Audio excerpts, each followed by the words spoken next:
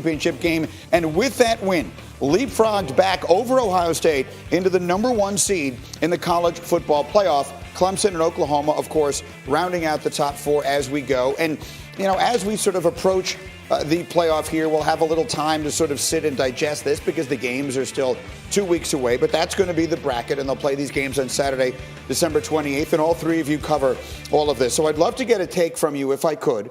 And let's see here. Paul, I'll start with you because you weren't here yesterday.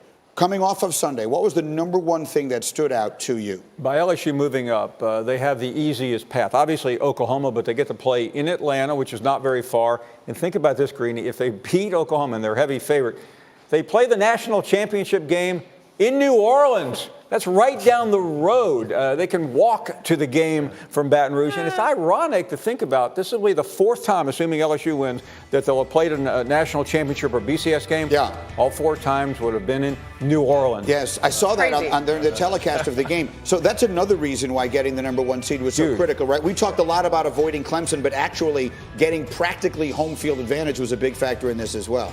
No doubt. And listen, I'm not saying that going to Phoenix is the end of the world, but Atlanta is a lot easier, especially for the fans. For an SEC team, of course. Desmond, what was your biggest takeaway from the weekend? Greeny, I'm not a big proponent of the transfer portal, but it worked for 3 programs and 3 individuals. Joe Burrow transferred from Ohio State to LSU. You're looking at Jalen Hurts, transferred from Alabama to Oklahoma. And, of course, Justin Fields from Georgia to Ohio State. So the transfer portal worked for 3 programs and 3 individuals. It's a glimpse of the future of the sport, right? Yeah. I mean, this is a glimpse into the future of the sport, something that you hold or that you cover so closely. And obviously the Hurts piece of this is fascinating. It's huge. And I mean, look, going into this season, everybody kind of thought, are we going to get this magical story of Jalen Hurts being able to make it to the playoff again and then also face his former team, Alabama? Well, here's the thing. Alabama's not in the playoff, and Jalen Hurts is. And not only that, he's also going to be a Heisman finalist. He'll be in New York here this weekend. So it's incredible to see what's happened for him. And Paul, you said it, look, part of LSU's easy path is that they face Oklahoma.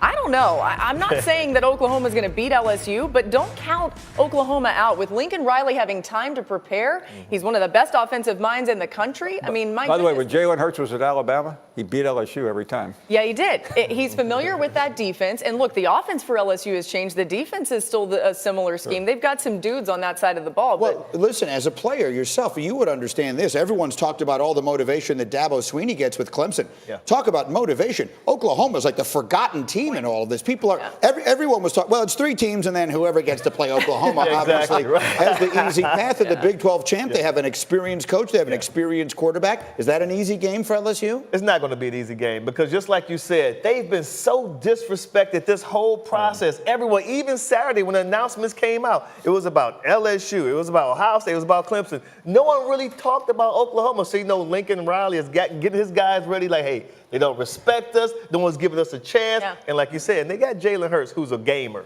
And I have to appeal to you on this. 4 weeks ago, right here, I said it's a time to say Kaddish for Oklahoma. Yes. I just got a call from my rabbi. He needs to see me right now. Listen, really fast, one other thing they have is CeeDee Lamb. And I think when you look at some of the most dynamic receivers in all of college football, CeeDee Lamb is one of them, a very reliable target for Jalen Hurts in this one. We will have plenty of time. Again, we take sort of a little 2-week hiatus, and then the games come up on the 28th, but all the bowl games are between now and then. And then this week, Thursday night on ESPN, the top college players and coaches will be honored at the 29th Annual Home Depot College Football Award Show from the College Football Hall of Fame in Atlanta. That's Thursday night, 7 Eastern on ESPN and the ESPN app. Now, but everything is suddenly up to date in Kansas City. They were once 6-4. Now they've won 3 straight, and their defense has been a big part of the reason why. In their last 3 games, they've allowed just an average of 14 points a game, second best in the league.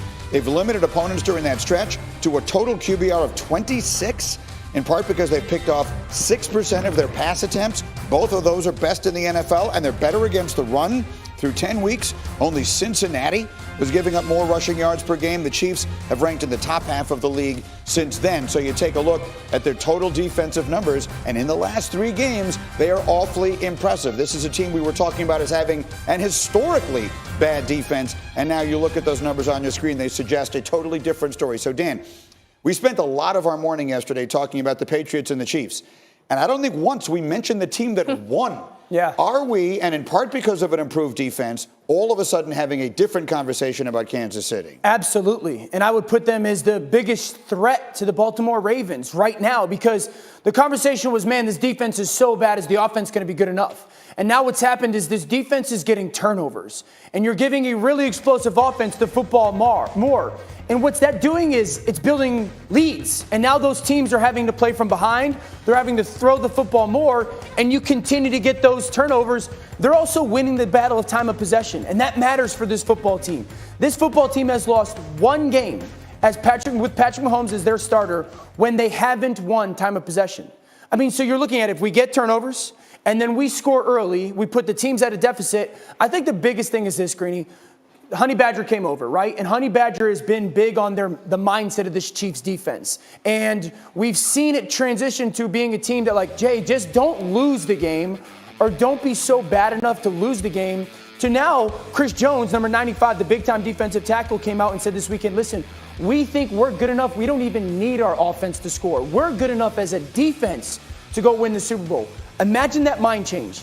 10 weeks ago it was don't be so bad, and now it's be the reason you're going to win the Super Bowl. It's been fascinating. It's to Honey Badger's credit that he's brought that mindset. Yeah, and let's not forget, Patrick Mahomes is still their quarterback. Lamar Jackson has made everybody forget about Patrick Mahomes in a way, but how does that factor in with all of this, making them a more complete team and dangerous in the AFC? I'd say that their offense isn't even playing 50% to its capability. And so Patrick Mahomes still getting healthy, still kind of trusting, stepping into some throws.